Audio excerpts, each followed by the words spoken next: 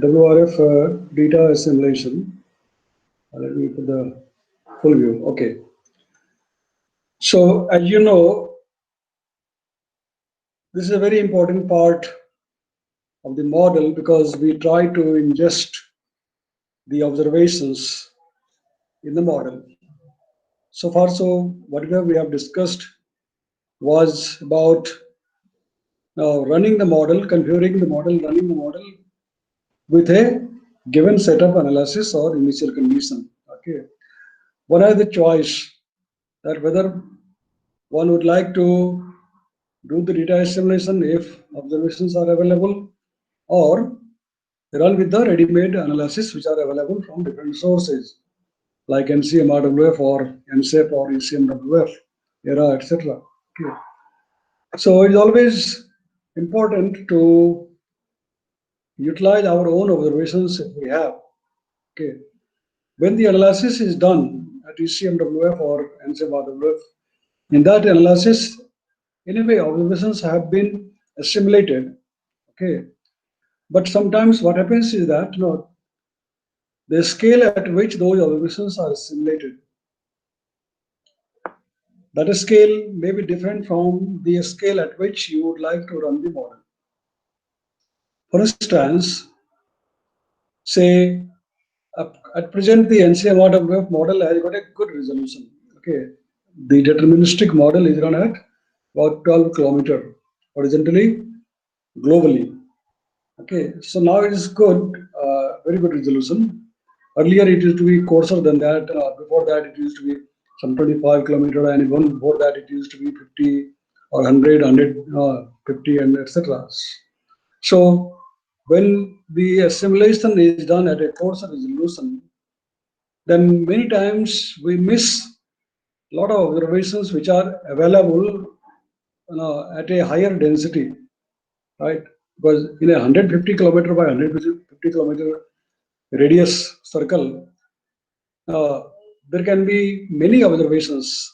150 kilometer by 150 kilometer circle, there can be many observations. But if your resolution of the grid itself is 150 kilometer, then you will have to thin down or ignore some of the observation, right? That you have studied earlier in data processing and quality control, thinning of the observation, right? So when your resolution becomes finer, then you don't have to thin down the observation. You can utilize those observations. For instance, when you are using the Doppler radar observations, then Doppler weather radar observations can be at very high resolution, even 1 kilometer, right? Resolution. So that 1 kilometer resolution, if you want to utilize in the model, then you have to have a compatible resolution. I mean, there is no point in assimilating 1 kilometer observation when your resolution itself is say 20 kilometer, 50 kilometer, right? 10 kilometer is fine, but if you want to run your model at 1 kilometer resolution itself, and your observation is also available at 1 kilometer, then certainly you would like to utilize all the observations, right? So that's why sometimes people like to do re-assimilation, even though the assimilation has been done in all those analyses which are available, whether at NCMRWF or NCEP, but people would like to do re-assimilation. Okay. So standard data is anyway assimilated, but special data that you might have collected, or you might have got your own instruments. So those special data you would also like to assimilate. Okay. So that's the reason this part is very, very important. Now, when we do the data assimilation or include the data in the model, generally there are two ways to do that. Okay, one is the standard way of data assimilation that we have already studied in detail earlier in the theory classes. In the standard way, we do the optimum interpolation, we do the 3D var or 4D var. You remember 3D var, 4D var we talked about earlier? Yes or no? Yes, sir. Yes, sir. Yes, exactly. So in the standard assimilation, we do the 3D var assimilation or 4D var assimilation or ETKF, ensemble, transform, Karman filter type of assimilation. Okay. and then do the cycling, etc. That is under assimilation. But there is another way also called nudging the observation. I hope you have heard this terminology. We talked about this terminology earlier when discussing the data assimilation. Nudging. Do you remember this terminology, nudging? Yes, sir. Okay, good. So in the nudging, as the name implies, we try to nudge the analysis or the forecast towards the observation. We try to nudge the forecast toward the observation, or we can also nudge the forecast toward the pre-available analysis. Okay, we can nudge the forecast to the pre-available analysis. Like you are, suppose if you are doing a research on the past events, some past cases of cyclone or past cases of thunderstorm or no very heavy rainfall case, etc. Then in that case, you already have all the analysis files available to you. Generally, all of you will do the past case studies only. Even in your project also, you will do the past case studies, right? The real-time forecasting is only done at operational centers, or sometimes it is also done by some of the universities. Like in USA, some of the universities, like Colorado State University or UCLA, the University of California, they have a very strong Department of Atmospheric Science, and they do their own campus weather forecasting. Okay, they run the model every day in the university computer and generate the forecast at very high resolution around the university in the area of the interest. Okay, so other than that, whatever case study you might do, that will be of the past cases. So in all the past cases, you have all the analysis files available, right? Whether it is a 1-year-old case or 2-year-old case, right? Your Nisha cyclone or whatever cyclones, they are more than 1 year old, right? So all the analysis are available. So when you are using that data, then you can nudge the forecast. Suppose if your uh, event is for say 25th July 2019, or what was the Hudhud case? Somebody did the Hudhud and Phylan case. Who did the Hudhud case study among you? Somebody did the Hudhud or Phylan case. Somebody did the Phylan case. So I did silent. Yeah, when was the Phylan cyclone? When was Bay the of Phylan? Bengal, sir. It made it landfall in Odisha. When was the date? So it started on 4th of October, but its maximum intensity was on 10th October 2013. So 4th October, which year? Why that? 2013, sir. 2013. 2013, 4th Yes. October. Okay. Now, if you want to do some experiments, numerical sensitivity experiments with the Phylan cyclone, 4th of October was the starting point. I mean, the date of genesis, right?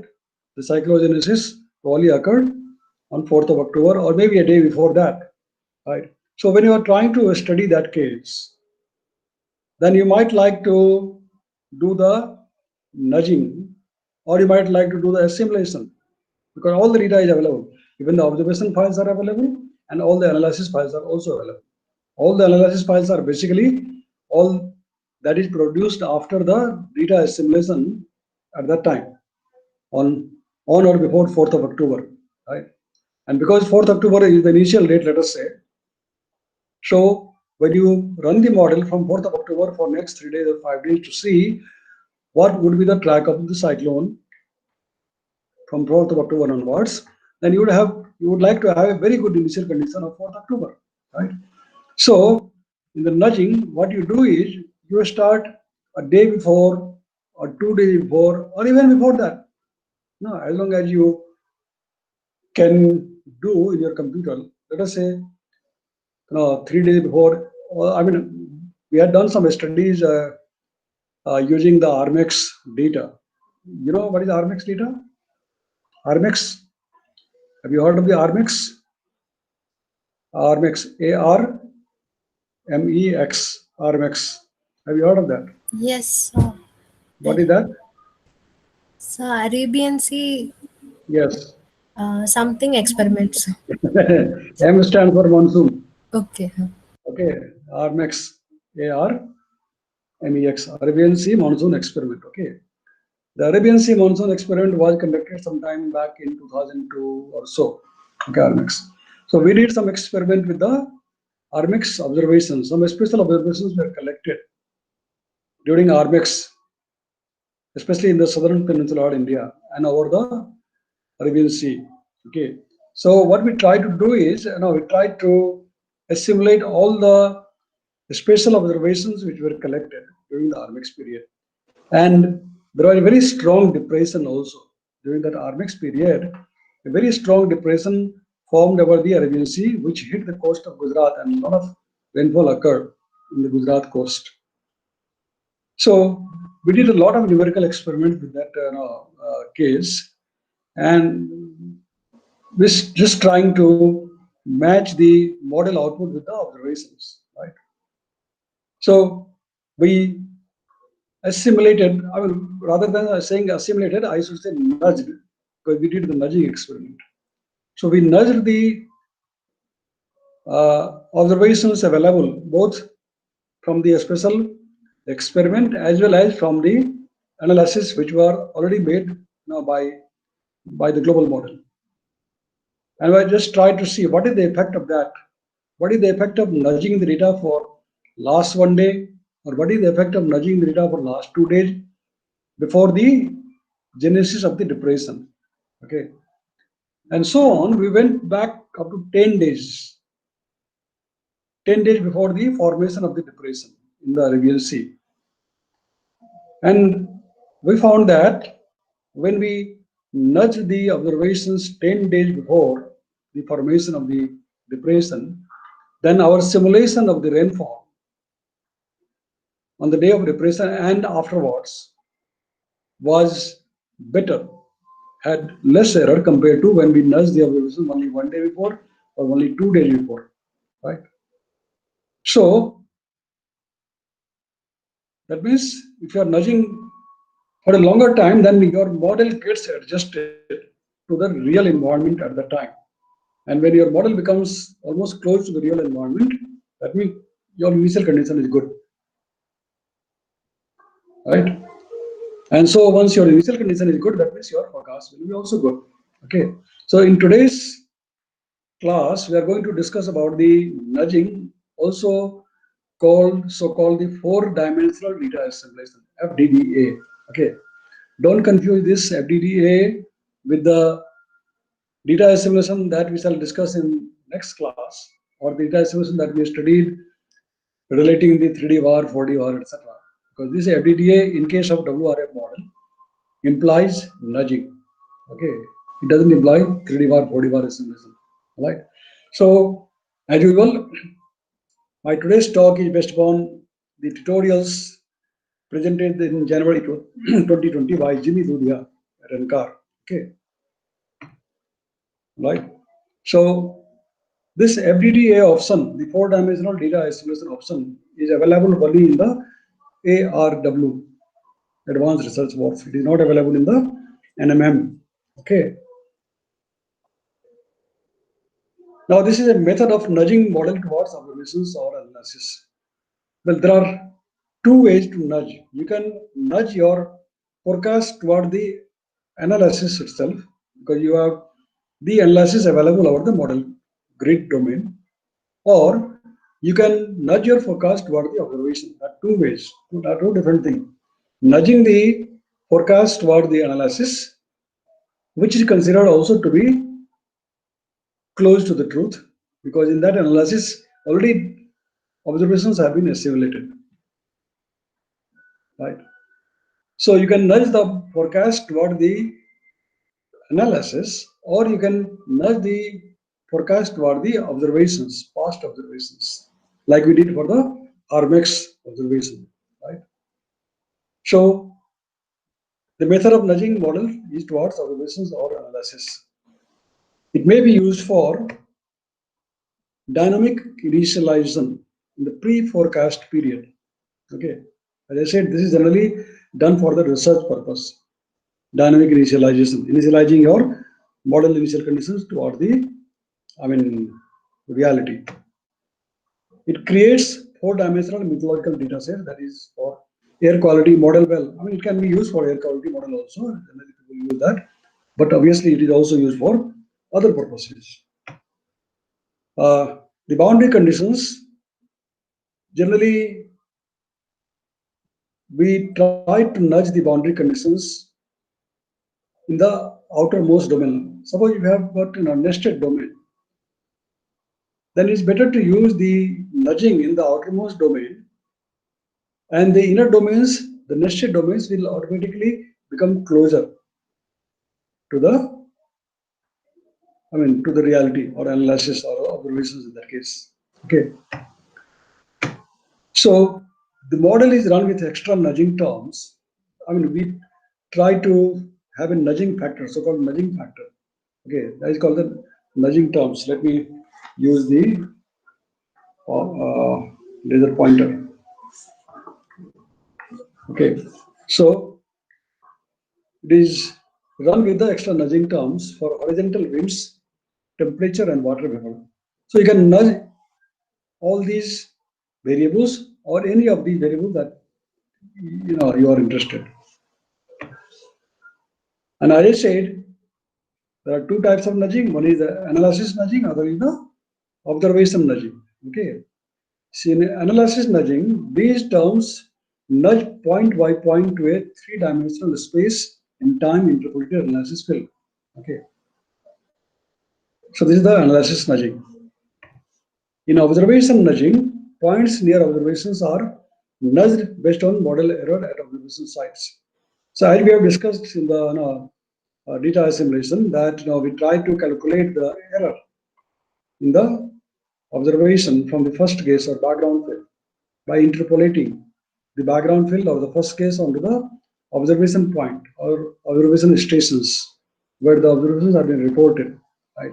Similarly, here we try to do in the observation nudging, we try to do the nudging based on model error at the observation point. That means we try to interpolate the model forecast onto the observation point and take the difference, that is the model error. Okay, we try to nudge that or make that close to the observation. Okay, once you have interpolated the analysis and forecast from the model grid point to the observation point, obviously there will be a difference, and that difference you try to minimize. That's what is the philosophy both in assimilation as well as in nudging. The nudging is a relaxation term with a user-defined time scale around an hour or more. Okay, so there is a nudging time scale. It can be defined as half an hour, 1 hour, or so. Okay, nudging will work with nesting and restarts. And that is the provision facility given in the WRF model. Now, in the dynamic initialization, suppose you are starting the forecast from here. This is 0 hour, and this is a forecast period. So as I said, you can go backwards. But here it is illustrated only for -6 hours. But you can go backwards to now 1 day, 2 days, 3 days, depending upon your choice. Okay, and then keep nudging and come to the starting point, and then from there you make the forecast. Right. And when you are doing the nudging, say last 2 days or 3 days, then every 6 hourly, as in the data assimilation, every 6 hourly you will nudge the forecast. You will run the forecast starting from 10 days ago. You are doing 10 days nudging. Okay, 10 days before the cyclogenesis. Let us say the cyclogenesis occurred here, took place here. So you are going to start your model integration 10 days before the cyclogenesis occurred or a depression formed. And then run the model for every 6 hours, as in the case of data assimilation, and nudge the forecast toward the analysis, gridded analysis, or toward the observations which are available, and go on forward till you reach this point. Okay, you are coming back from 10 days before the starting point, nudging the analysis or observation, every cycle, and then reaching up to this point, So by this time, your model atmosphere has become very balanced, very close to the real atmosphere. And then from there, you make the forecast for next 5 days or 10 days or so. Okay, this is how the nudging is done. In case of data assimilation, the thing is it is a continuous process. And as it is done at the operational center, so data assimilation is continuously done. Round the clock, assimilation is being done every 6 hourly, right? So there is no question of going backwards. But when we are doing an experiment like I mentioned in the cold start, right? You remember the cold start term? Cold start. Yes, sir. Yes, sir. Yes, exactly. When you're doing an experiment, research experiment with a cold start, then in the cold start you can do the nudging, starting 3 days ago, or 4 days ago, or 5 days before the actual cyclogenesis or actual event, whether it is a cyclone or a severe local thunderstorm or whatever. Okay. So model domains are nudged towards analysis in a pre-forecast period of 6 to 12 hours. Well, it's just for illustration, it can be for 3 to 5 days or even more. This has benefit of a smooth startup at forecast time taken to 0. Okay, since you have nudged for all these backward forecast backward period, so the startup at this time is very smooth. That means your initial condition has become very good. Okay, in the 4-dimensional data assimilation or nudging, also as I mentioned that suppose if you are starting 3 days before or 4 days before, then you are doing the nudging every 6 hours. In other words, you are trying to do the analysis every 6 hours, as equivalent to the analysis as in the data assimilation you do. It produces analysis between the normal analysis time. Okay. Well, actually, the thing is that when you are doing the nudging and your data is available, say every 6 hours, your past data. Let's say the case of filing. In case of filing, suppose you said 4th of October, right? Asna, 4th of October, you said. Is it? Are you hearing me? Asna, are you there? She lost. Am I audible? Am I connected? Yes, sir. Yes, sir. Okay. So she mentioned that filing started on 4th of October. Okay. So you are doing the analysis before that, and your analysis are available every 6 hourly before 4th of October, or even beyond after 4th of October also, because it's a past case. But if you want to do the nudging or reanalysis every 3 hourly in between, because now by now you already have data available at 3 hourly also, because synoptic data is available at every 3 hours, right? Normal synoptic data and asynoptic data, right? That means which is beyond, I mean, between the synoptic hour is available at 1 hourly also, right? So there is huge amount of observations are available in the past cases. Only in the current case or real-time case, now all the observations may not be available. So it produces analysis beyond the normal analysis times. Okay. High resolution balanced and mass credibility events can be output to drive offline air quality model. Okay. Well, I mean, when you are running the air quality model, especially when you are doing the forecast of pollutants, the spread of chemicals, or whether tomorrow PM 2.5 will be how much, etc., etc. For those things, this is a very good way to do the research. I mean, especially in the past mode, and you get a good balanced initial condition, and you run the model at high resolution, because when you are doing the pollution study, generally you study the pollution for a city, right? Not like a very big region over India. Your domain is very small in that case, city scale, right? Like you may like to do the pollution study for Delhi or Kolkata or Chennai or whatever, right? So you are doing like a city scale. So city scale means your model is a very high resolution model. You have to use a very high resolution model, right? So in that case, this is a very good way of doing the research on what would be the impact by balancing the initial condition, mass credibility equation winds can be output to drive off line air quality models. So, as I said earlier today, that when you are doing the nudging and you have got a nested domain, let us see here in this diagram. Is this diagram visible to you? Yeah? Yes, sir. Yeah, okay. Yes, sir. Yes, sir. Yeah. So this is a nested domain, 3 nested, right, levels. One is the outer domain at 45 kilometer resolution. Inside that, there is another inner domain, domain number 2 at 15 kilometer. And within that domain, there is a third domain at 5 kilometer resolution. Okay. So it is said that when you have a nested domain, then it is not necessary to do the nudging at all the inner domains. You do the nudging at outer domains, automatically the boundary values here, boundary values at these inner nests will automatically get updated from the outer domain. Okay. So nudge an outer domain towards analysis through forecast. This has the benefit of providing a smoother boundary conditions to domain of interest than if 15 kilometer domain is the outer domain with interpolated analysis boundary conditions, etc. etc. Okay. So FDDA method.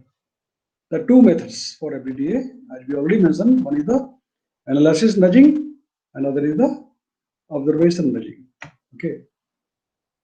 So grid or analysis nudging suitable for coarse resolution. When your model is having a coarser resolution, then generally it's better to use the analysis nudging. Okay, when to do analysis nudging and when to do the observation nudging. So experience shows that when your model is coarse resolution, then it's better to do the analysis nudging, or also called the grid nudging. Observation or station nudging is suitable for fine scale or asynoptic observation. Now you know what is asynoptic observations? Yes or no? What is asynoptic observation? Tell me. Just now I explained. Asynoptic observation. Am I audible? Yes, sir. Okay. Yes, sir. Yeah, I just explained asynoptic observation. So what can you say? What is asynoptic observation? Asynoptic observation. No? You don't know what is asynoptic observation? Just now I explained. Well, you know what is synoptic observation, right? Yes, sir. Yes, sir. Yeah. Like if I got a regular interval of time, 3 hourly, 6 hourly, like in a day, every 3 hourly, all the surface observations are collected from the observatories. That is the synoptic hours. Right? So when you have unconventional observation, like automatic weather station, automatic weather station can provide you data at whatever time interval that you have set. Maybe it can provide you data at every half an hour or 1 hour or 1.5 hour. So these data at hourly interval or a half an hourly interval are actually called the asynoptic data. Right? Synoptic data is the one which is collected at regular synoptic hours, which is 00, 03, 06, 09, and so on the clock. Right? Whereas asynoptic data, like it can be from any source. It can be from the AWS, automatic weather station. It can be from satellite, right? It can be also from satellite. Because no, you have got two types of satellite, right? Geostationary and Polar. polar orbiting, right?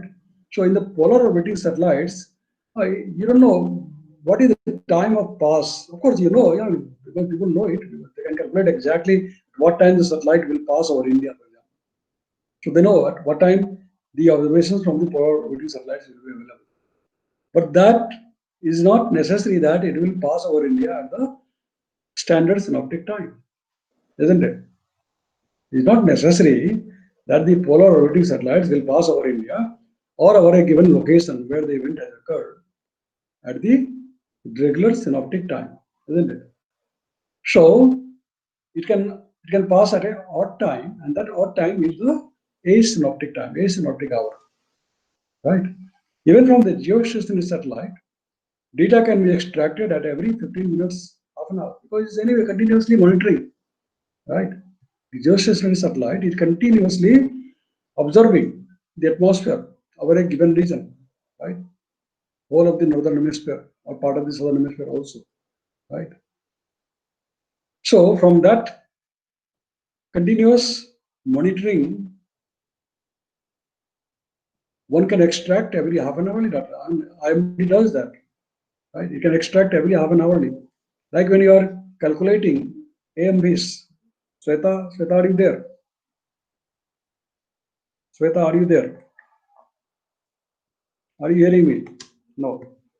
Police, she has gone. She has left, I don't know.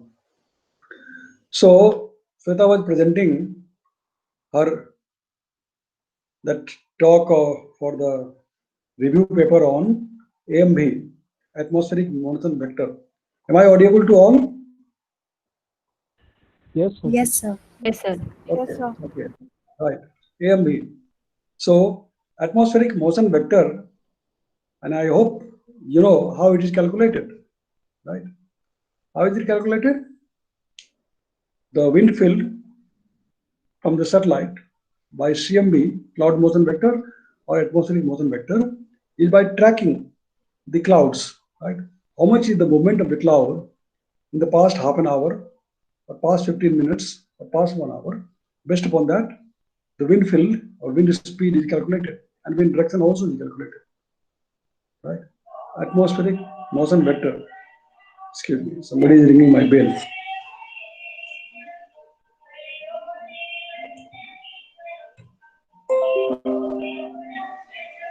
I'll just be back.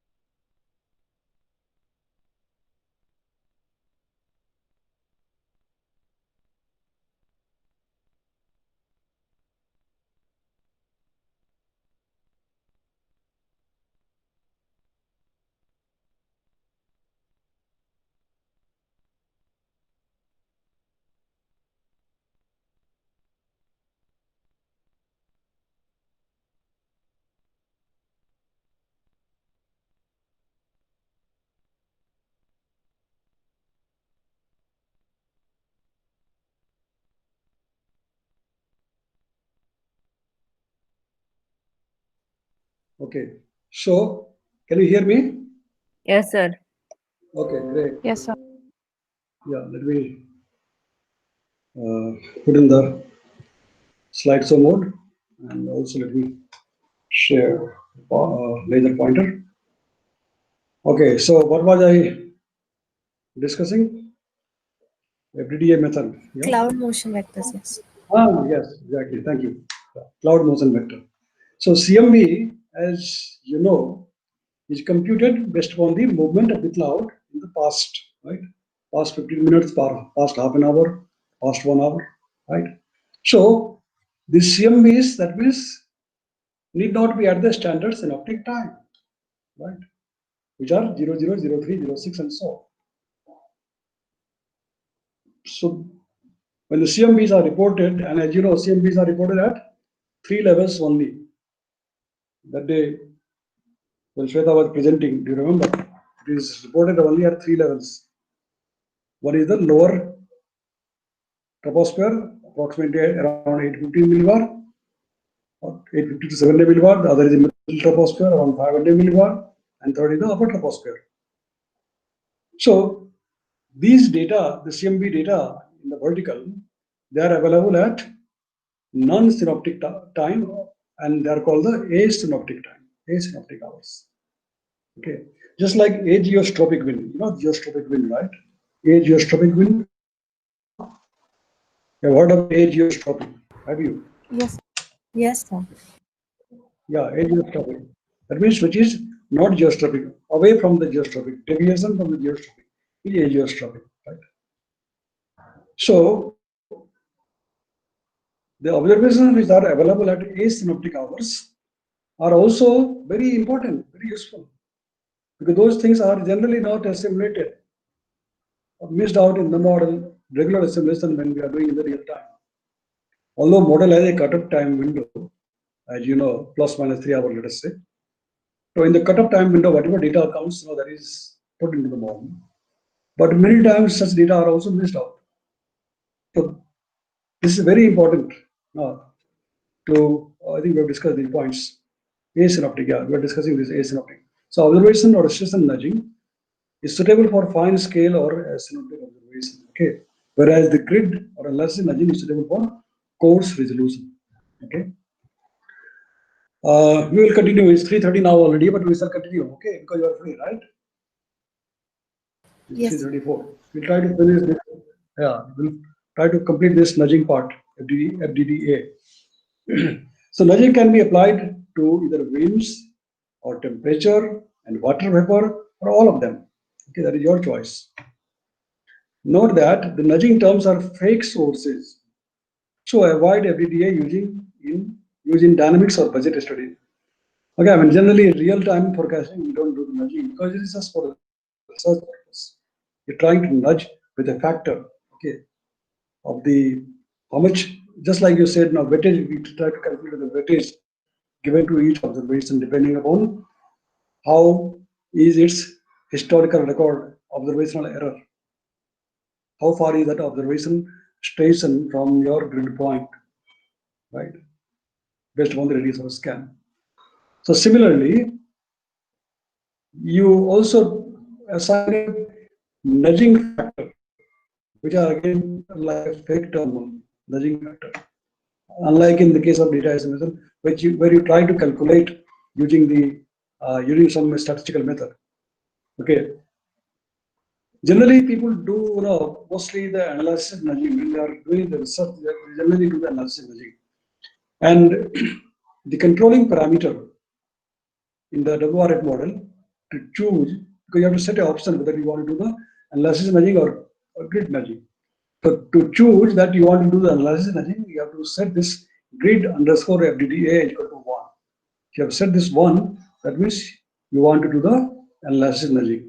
So in this case, each grid point is nudged towards a value that is time interpolated from the analysis. Our details are published in this paper of monthly weather review. Okay, in 1990 as well as in 1994 in JAM, the Journal of Applied Meteorology.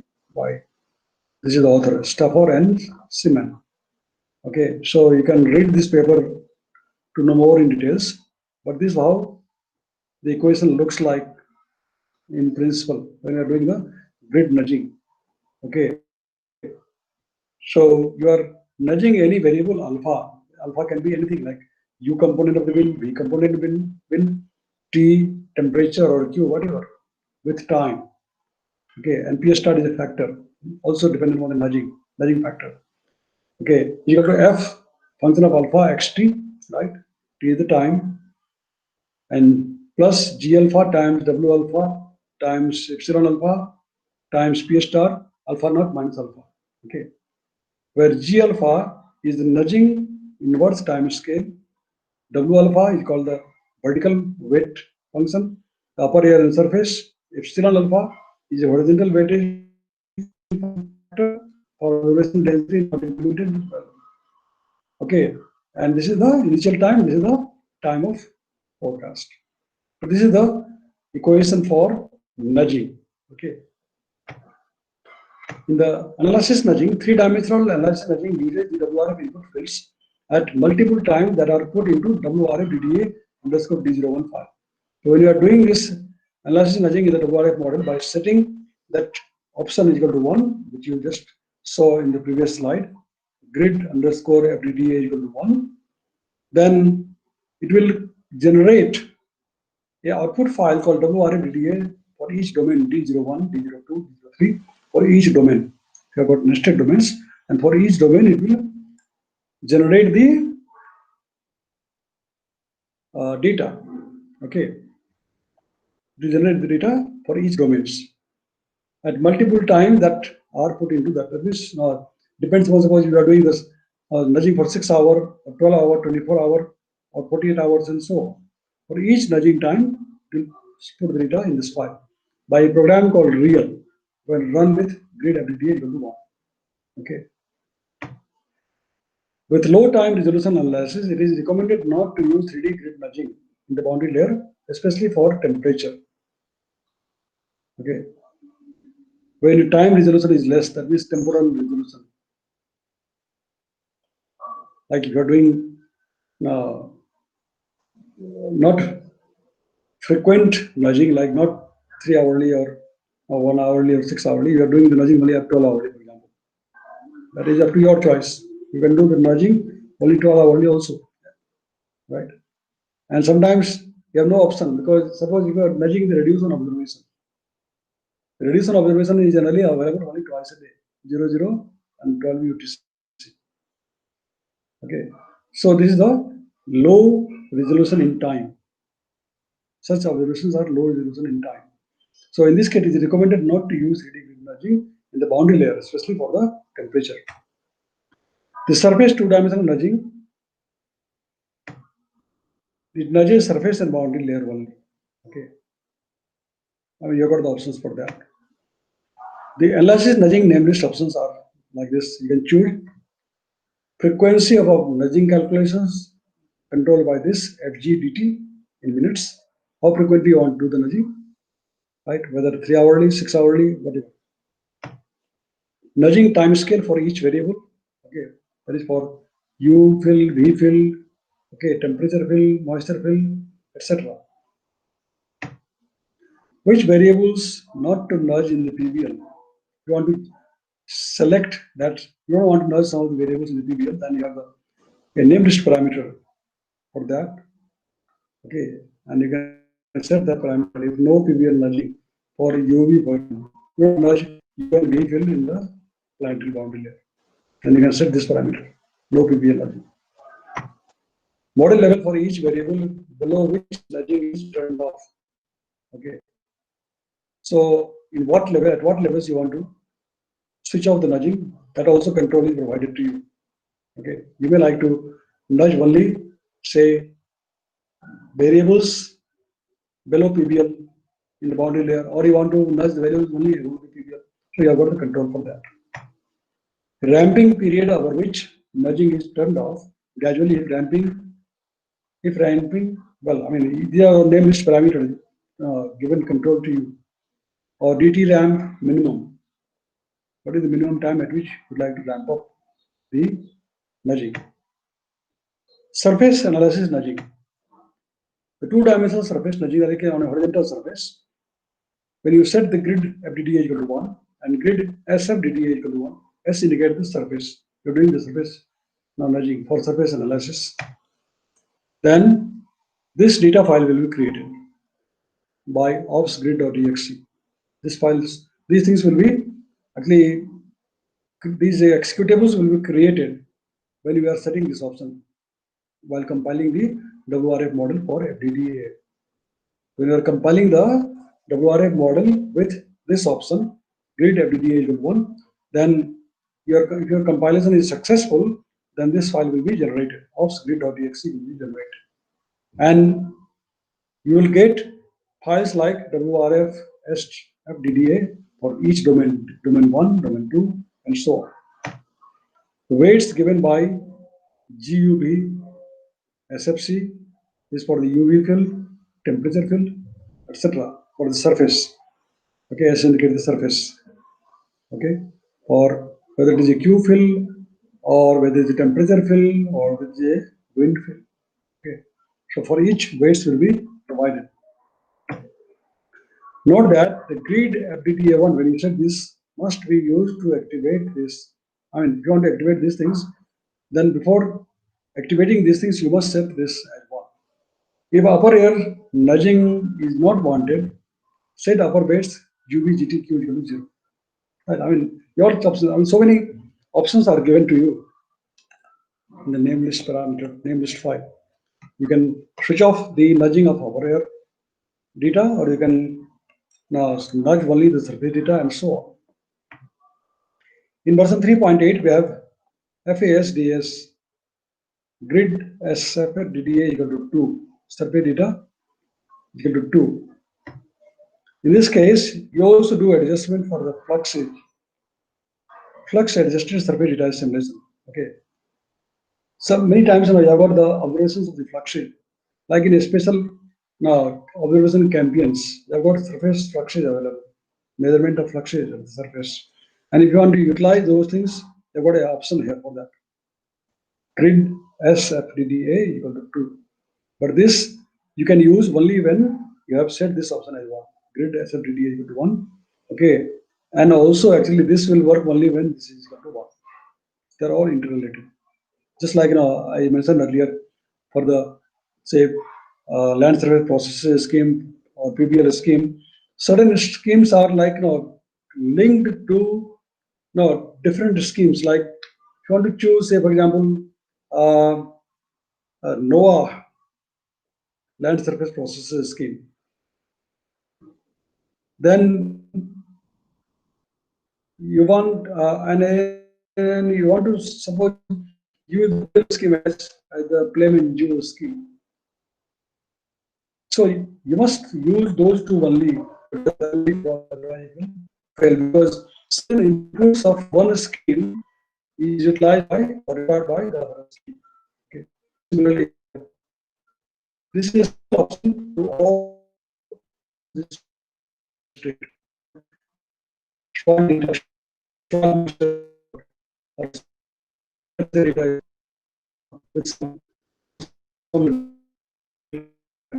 Then it only works is because only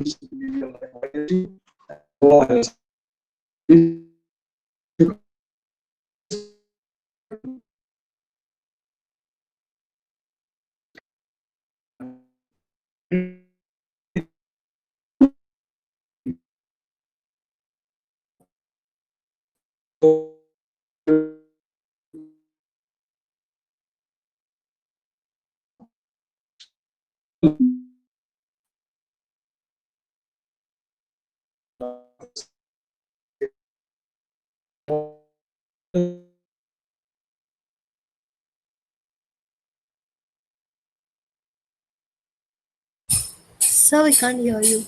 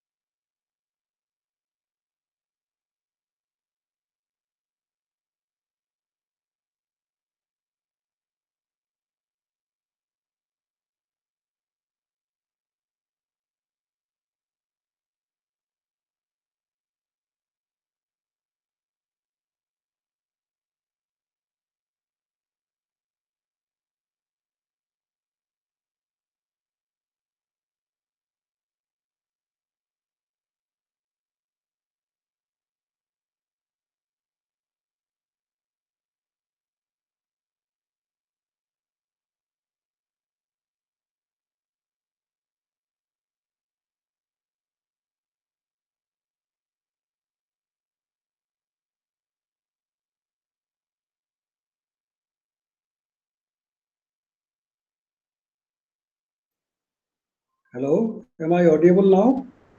Yes, sir. Yes, sir. Oh, okay. So yeah, I was disconnected. Yes, sir. I'm back again. Now I have to. I think I need to do everything again, right? Present now. So again, I have to share the screen.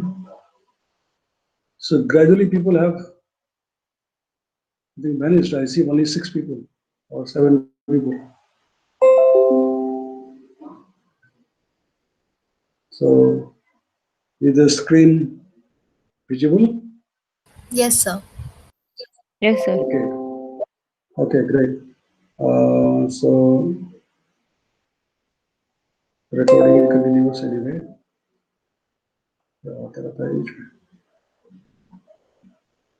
Okay, spectral nudging. So also let me use the pointer. So a large model is small scales to evolve with low nudging.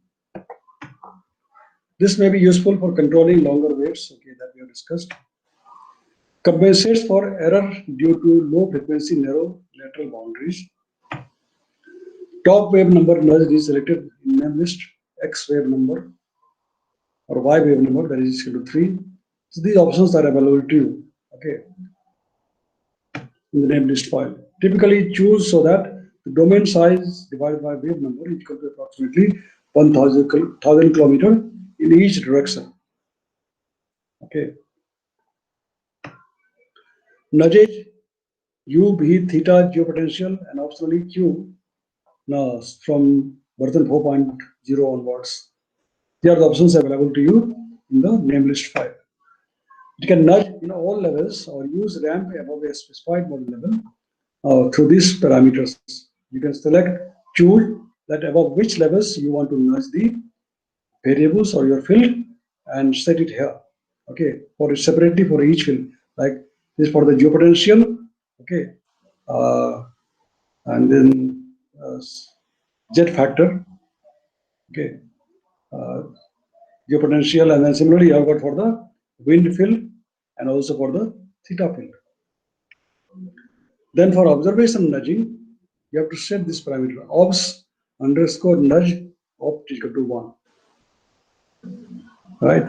For the analysis nudging, if you recall, you have to set FDDA, grid FDDA equal to 1, then it will do the analysis nudging. If you want to do the observation nudging, that means you have to set this obs underscore nudge option equal to 1. Now in this case, each grid point is nudged using a weighted average of differences from observation with the radius of influence and time window. You know now what is the radius of influence and the time window, right? We have discussed this at the time of objective analysis. And this is the equation for that. Okay. They are all standard meaning. You have discussed this is like this is your variable alpha that you want to nudge. Okay. And this is the weighting function defined by this one. And this is the illustration for observation nudging. Okay. Suppose this is your grid point. And these are your observation point. This 1 point, 1 point there, 1 point here, like that. They are observation point. And you are trying to nudge the value at this grid point based upon the observations at these points. So, as in the objective analysis, you will choose a radius of scan, how far you want to nudge. Okay. And up to what interval, time interval you want to nudge. Okay. So, those things you have to set accordingly in the name list file.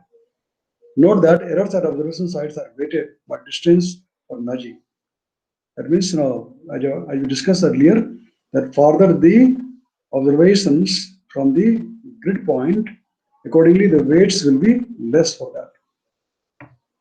Okay, and the weighting factor in the XY direction is calculated based upon this formula, where R is the radius of influence and D is the distance from observation modified by elevation difference. Okay, you also take care of the elevation. So this is how the horizontally the weighting factors is calculated, factor is calculated. Okay, if the D is between 0 to R, but if D is greater than the R, that is your radius of influence, then it's simply set WXY0. That means Your observations are lying or located beyond the radius of scan. Okay, radius of influence. Okay. Now in observation merging, you can say WT equal to 1, where T is the specified time window for the observation. Okay. If your T minus T0, where T0 is initial time, is less than the tau by 2. And I just said that tau is a time factor, measuring time factor. It can be half an hour, 1 hour, or so on. Okay, so if T minus T0 is less than tau by 2, then you use WT equal to 1. Or if T minus T0 is between tau by 2 and tau, then you use this one. This is a function that ramps up the ups and down. So further in observation, the W sigma is the vertical weight factor.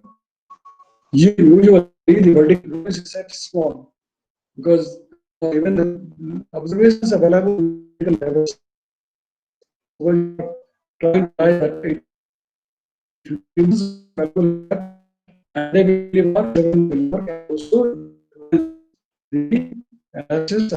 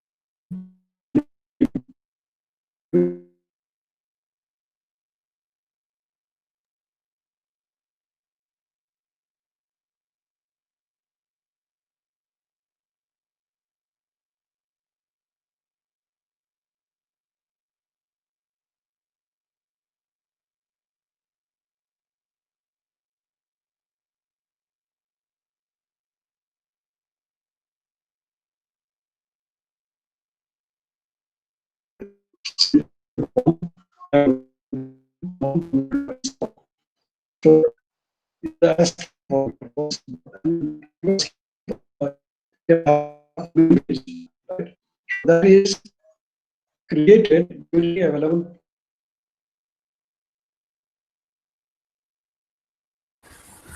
Sir, your voice is breaking.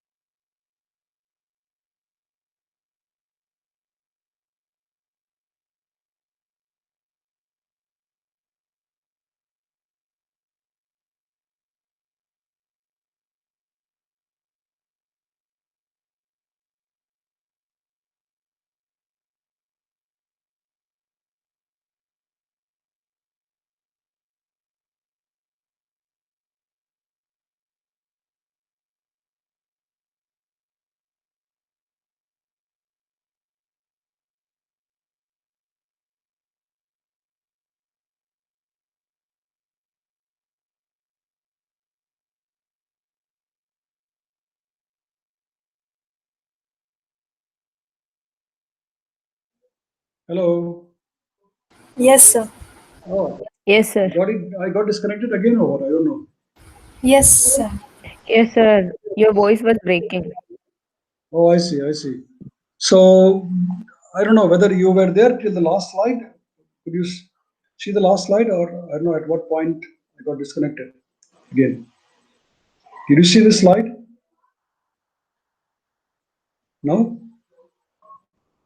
not visible.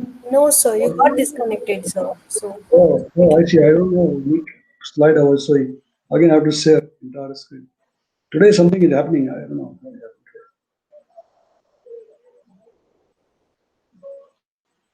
So in between two times we got disconnected. I thought I've completed the today's lecture, but I don't know at what point I got disconnected. Um, did I discuss this slide? Did you see this slide earlier? no, sir. No. No. Oh, I see. I see. What about this slide? No. Oh God. What about this slide? No. No, sir. Oh my God. Oh, Yes, sir. We were here. so you were there, is it? I see. I see. So three more Yeah. slides. I see. So I discussed three more slides after this, which probably now you missed because I lost the connection. So I will try to quickly explain these slides again. Is it visible now? Am I audible? Yes, sir. Yes, sir. Okay. Yes, sir. So I was trying to explain that you have many options available. Like you can choose to nudge the variables that you want, whether it is a wind or field or geopotential or temperature or specific humidity. You can choose to nudge the variables only, say above the PBL, or you can choose to nudge the variables only below the PBL. So many options given to you. You can also choose to nudge only when the atmosphere is stable, or you can choose to nudge only when the atmosphere is unstable. Right? All these options are available to you. And the observation input file is a special ASCII files which are stored in this name, obs underscore domain 1, 2, 3, and so on, and with a timestamp 01, 02, depending on how many times you are trying to nudge. With observations sorted in chronological order, that is in a time chronological order. Each record is the observation of U, V, GQ at a given model position and time. Is my voice very clear or not clear? My voice Sir, it's clear. It's clear. is okay? Yeah, so I hope now this time everything goes smoothly. Utility programs exist to convert data to this format from other common formats. Okay. In version 3.1 onwards, obsgrid.exe can create this file. Okay, I mean that is this file basically from standard observations that are in little r format. Little r format is the format in which you store your observation for the assimilation, data assimilation. So just like the little r, you have got the files like this ops domain in which your observation files are converted and stored through this ops.grid.exe program. So observation nudging name list options, I'll repeat because I've done it earlier, but somehow you got disconnected. You can choose frequency of nudging calculations, nudging time scale for each variable, horizontal and vertical radius of influence, right? How far you want to nudge from your grid point, both horizontally and vertically. Time window, okay. How many plus minus 1 hour, plus minus 2 hours, and so on. Ramping period over which nudging is turned off gradually. You want to maximize your nudging for a certain period, and after that you want to switch it off. That also option is there. Vertical weighting functions like it is added flexibility options for the advanced usage of observation nudging with surface observation. Switch agent run readme.nameless, that is obs nudge z full r1 underscore ub, etc. These allow specifying how variables are nudged in a profile with their full weight and would ramp down functions related to the surface or PBL top in different results, stable or unstable results. Those are set level values so that these can be left out.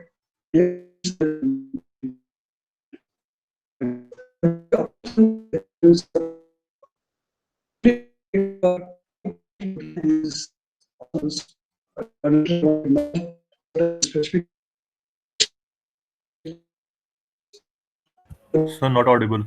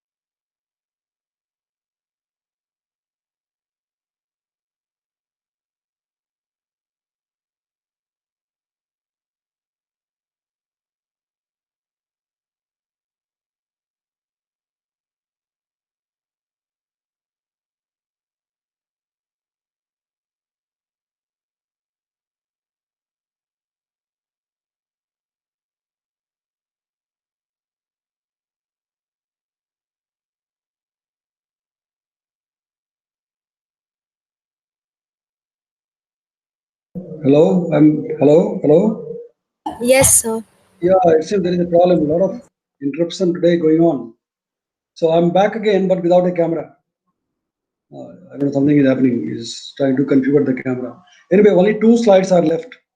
Okay, and we'll try to finish these 2 slides. Am I audible now? Yes, sir. Yeah, I have to again share the entire screen. Share. And here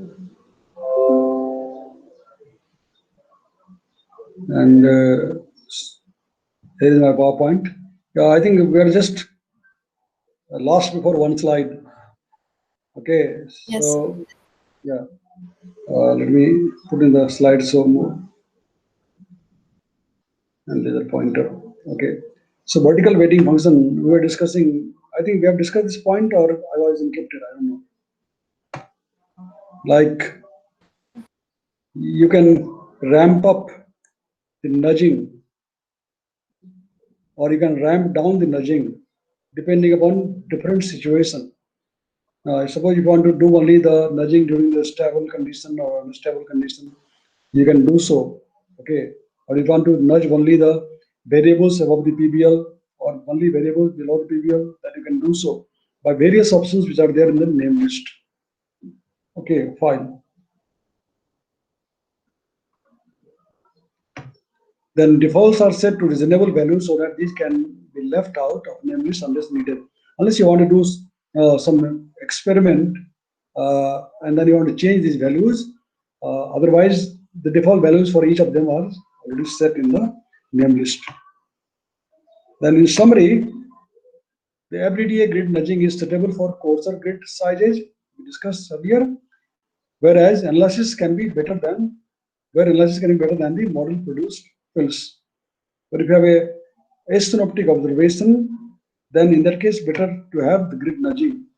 When you use the asynoptic observation, then better to use the observation nudging to assimilate asynoptic or high frequency observation. Grid and observation nudging can be combined.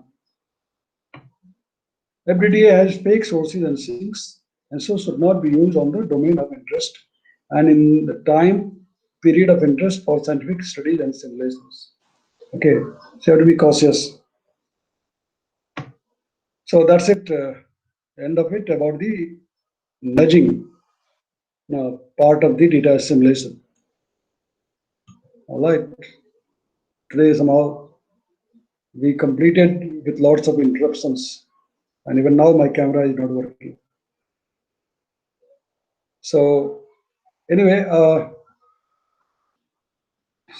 I will share this video, and if you have any question after watching it, then you can discuss it. Tomorrow, our class is in the morning, right? 11:30? Yes, sir. Wednesday. Yeah. And Thursday, 29th. Is there any holiday? Gazetted holiday on 29th? I don't know. 29th, probably there is some holiday. But it doesn't matter. We can have the class on 29th also, because we want to finish this FDDA in this week. I mean, data assimilation in this week. So let us see. Tomorrow we shall have the class at 11:30. Or what about, do you have classes at 12:30 to 1:30 also, or no? Tomorrow, Thursday? Tomorrow is Wednesday. Do you have classes on Wednesday between 12:30 to 1:30? So geoscience elective will be there, I think. Geoscience selected. I mean, is there classes still going on, or that is now halted? Not sure. I don't know. Okay. So, well, 11:30, 12:30, our classes we will have. And if you are free also after 12:30, we can continue so that we will complete the data assimilation FDDA by tomorrow, or otherwise day after tomorrow. As I said, probably there is a gazetted holiday, and if you want, you can have it on that day also. So that's it. Is it okay? People are logged in, but probably they are not there. I don't know. If I take the attendance now, I can see Savani is there. I can see Harkasmi is there. What about Gitesh? Yes, sir, I'm there. Okay, great. Shweta? Shweta is not there. Shivam? Yes, sir. Okay. So, Asna, okay. So all are there now. Yes, sir. Good. I thought that people just got interrupted, or they just go somewhere after the attendance is made in the beginning. So, okay. We'll meet tomorrow, right? Okay, so thank you, sir. Okay, sir. Yeah, Thank you, I'll sir. stop recording. Asna has got today's recording.